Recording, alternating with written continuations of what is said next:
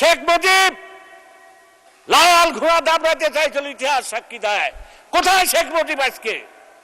শেখ হাসিনা অনেক কথা বলেছিলেন এই দেশের মানুষের সাথে, দেখবো দেখা যাবে কোথায় বিএনপি, কোথায় জামাত। আজ শেখ হাসিনা কোথায়?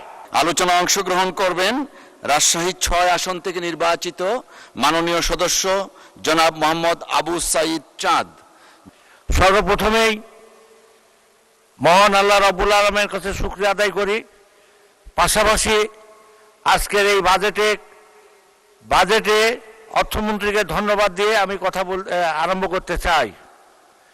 আপনি জানেন মাননীয় স্পিকার, এটা একটা ঐতিহাসিক বাজেট হয়েছে, ঐতিহাসিক বাজেট, যেটা বাংলাদেশের ইতিহাসে কোনো সময় হয়নি। এটাই প্রথম ঐতিহাসিক একটা বাজেট। এই বাজেটের পরপরই আমরা গ্রামে ছিলাম। আমি গ্রামে, আমার নির্বাচনী এলাকায় আমি বাস করি। সেখানে মানুষের হাট বাজারে যত দূর গিয়েছি ততদূর মানুষ খুশি এই বাজেটে। মাননীয় স্পিকার, পাহাড়কে ধাক্কা দিলে ফেলা যায় না, পাহাড়কে ধাক্কা মারি মাননীয় স্পিকার ফেলা যায় না। তা আজকে আমার বন্ধুরা যেসব কথা বলেন, আমরা তাদের উদ্দেশ্যে বলতে চাই যে আমরা জনগণের সঙ্গে ছিল বাংলাদেশ জাতীয়বাদী দল, জনগণের সাথে কোনোদিনই বিশ্বাসঘাতকতা করে নাই। আপনি জানেন যে 1971 সালে আমরা জনগণের সাথেই ছিলাম, আন্দোলনের সাথে ছিলাম, স্বাধীনতার পক্ষে ছিলাম। 1976 সালে বাংলাদেশের সমস্ত দল, বিরোধী দল এরশাদের কোলে উঠেছিল। আমরাই বাংলাদেশ জাতীয়বাদী দল বেগম খালেদা জিয়ার নেতৃত্বে এই বাংলাদেশে আমরাই তখন আন্দোলন করেছিলাম এবং 1991 সালে ক্ষমতাতে আসছিলাম। মাননীয় স্পিকার, আমাকে একটু সময় দেবেন, আমি দু একটা পুরাতন ইতিহাসের কথা বলতে চাই। 91 সালে এই দেশে প্রেসিডেন্ট গভর্নমেন্ট বাদ দিয়ে এই দেশে মন্ত্রিপরিষদ শাসন আমাদের বেগম খালেদা জিয়া সংসদীয় গণতন্ত্র প্রতিষ্ঠান করে। 1996 সালে মাননীয় স্পিকার, 1996 সালে সমস্ত দল একখানে হয়ে গেছিল, আন্দোলন করেছিল। বেগম খালেদা জিয়া গণতন্ত্রের প্রতি শ্রদ্ধা সম্মান জানিয়ে মাননীয় স্পিকার সেদিনকে তিনি তাদেরকে অস্ত্র দিয়ে সেদিনকেও তিনি বাংলাদেশে প্রথম এই তত্ত্বাবধায়ক সরকার গঠন করেছে।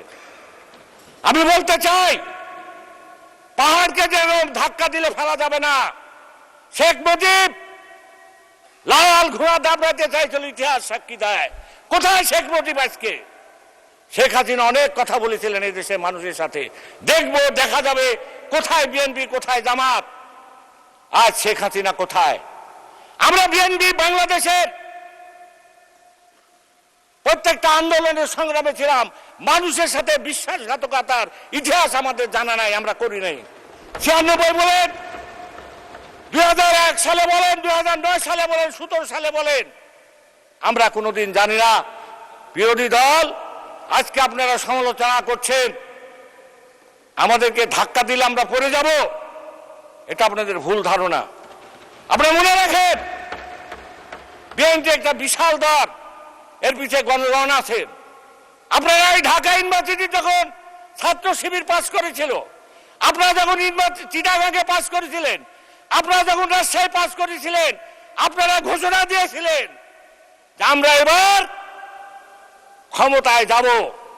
যার কারণে সেই ক্ষমতা কোথায় গেল, কি অবস্থা হলো, বাংলাদেশের জনগণ কাকে সমর্থন করলো, ইতিহাস সাক্ষী দিবে, ইতিহাস সাক্ষী দিবে।